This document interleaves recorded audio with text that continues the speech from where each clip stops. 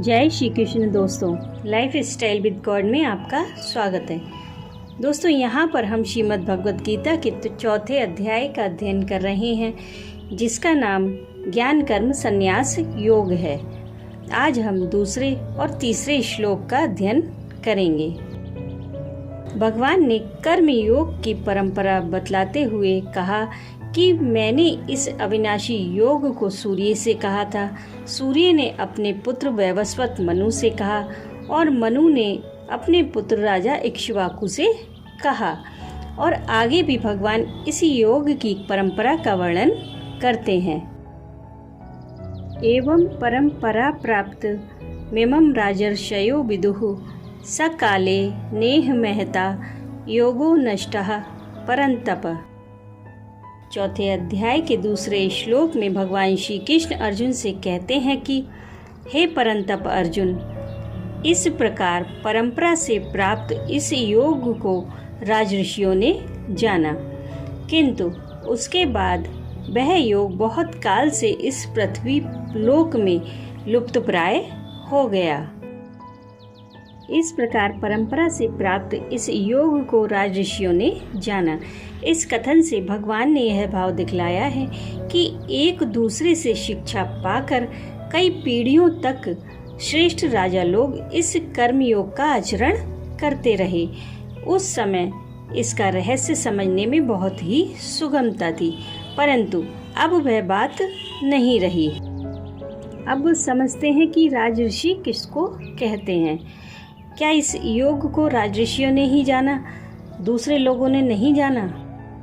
जो राजा भी हो और ऋषि भी हो, अर्थात जो राजा होकर वेद मंत्रों के अर्थ का तत्व जानने वाला हो, उसे राजऋषि कहते हैं।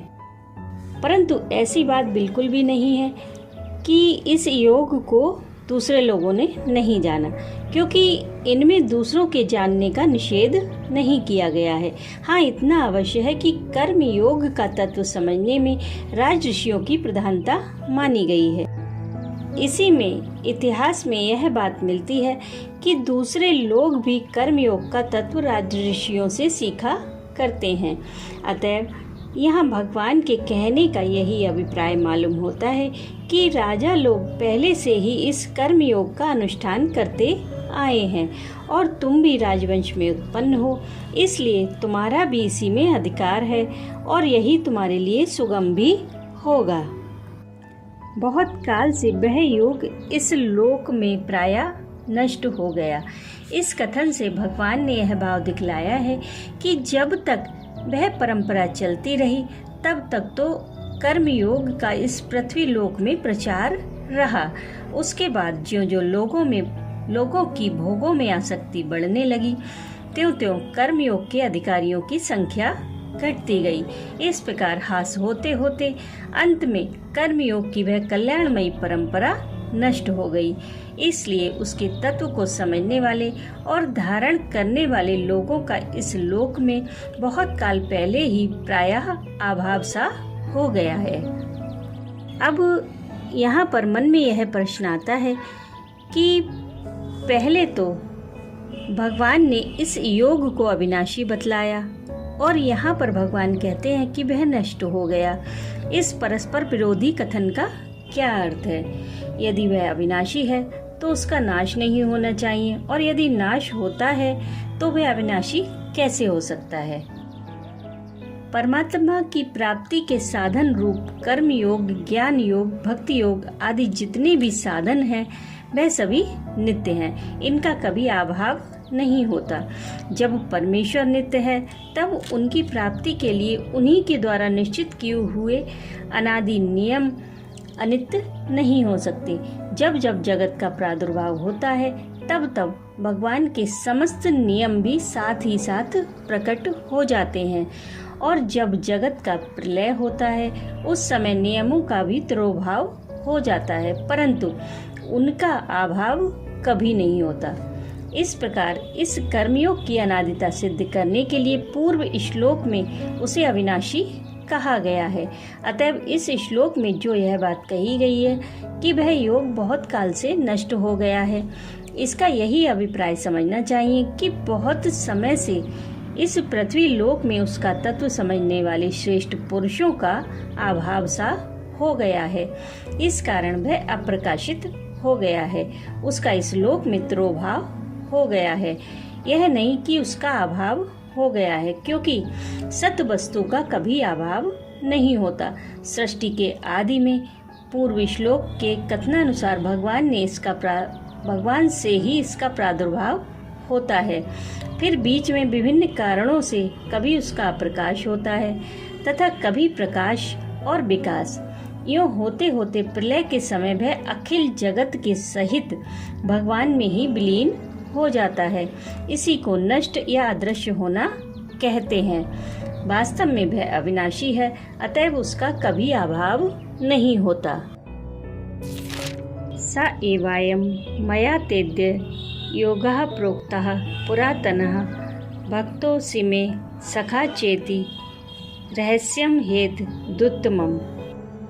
चौथे अध्याय के तीसरे श्लोक में भगवान श्री कृष्ण अर्जुन से कहते हैं कि तू मेरा भक्त और प्रिय सखा है, इसलिए वही यह पुरातन योग आज मैंने तुझको कहा है, क्योंकि यह बड़ा ही उत्तम रहस्य है, अर्थात गुप्त रखने योग्य विषय है। तू मेरा भक्त और सखा है, इस कथन से भगवान ने यह भाव दिखलाया है कि तुम मेरे चिरकाल के अनुगत भक्त और प्रिय सखा हो। अतएव तुम्हारे सामने अत्यंत रहस्य की बात भी मैंने प्रकट कर दी। हर एक मनुष्य के सामने रहस्य की बात प्रकट नहीं की जाती। वही यह पुरातन योग आज मैंने तुझको कहा है। इस कथन से भगवान ने यह भाव दिखलाया है कि जिस योग को मैंने पहले सूर्य से कहा था और जिसकी परंपरा अनादिकाल से चली आ रही है, उसी पुरातन योग को आज इस युद्ध क्षेत्र में मैंने अत्यंत व्याकुल और शरणागत जानकर शोक की निवृत्ति पूर्वक कल्याण की प्राप्ति कराने के लिए मैंने तुमसे कहा है। शरणागति के साथ साथ अंतःस्थल की व्याकुलता भरी जिज्ञासा ही एक ऐसी साधना है जो मनुष्य को परम अधिकारी बना देती है। तुमने आज अपने इस अधिकार को सचमुच सिद्ध कर दिया है, ऐसा पहले कभी नहीं किया था। इसीलिए मैंने इस समय तुम्हारे सामने यह रहस्य खोला है। यह बड़ा ही उत्तम रहस्य है। इस कथन से भगवान ने यह भाव दिखलाया है कि यह योग सब प्रकार के दुखों से और बंधनों से छुड़ाकर परमानंद स्वरूप मुझ परमेश्वर को सुगमता पूर्वक प्राप्त करा देने वाला है। इसलिए अत्यंत ही उत्तम और बहुत ही गोपनीय है। इसके सिवा इसका एक भाव यह भी है कि अपने को सूर्यादि के प्रति इस योग का उपदेश करने वाला बतलाकर, और वही योग मैंने तुझसे कहा है, तू मेरा भक्त है, यह कहकर मैंने जो अपना ईश्वर भाव प्रकट किया है, यह बड़ी रहस्य की बात है। अतः अनाधिकारी के सामने यह कदापि प्रकट नहीं करना चाहिए। राधे राधे।